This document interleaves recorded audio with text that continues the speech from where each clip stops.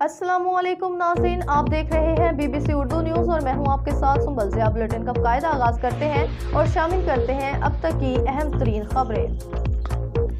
जालना तक सुखचैनपुर रोड का कुछ ही अरसा पहले तैयार किया गया बेड मुकम्मल तबाह बर्बाद। इसका कसूरवार कौन है?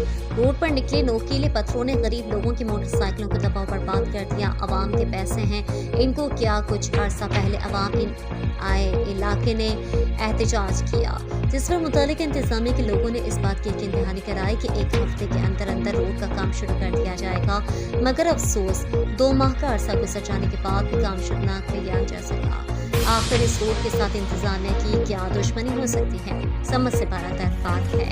अगर इस रोड का काम जल्द शुरू न किया गया तो बहुत जल्द जालना पुल हेड पुल को ब्लॉक कर दिया जाएगा, जिसकी तमाम तर जिम्मेदारी मुतालिक इंतजामिया पर होगी। अवाम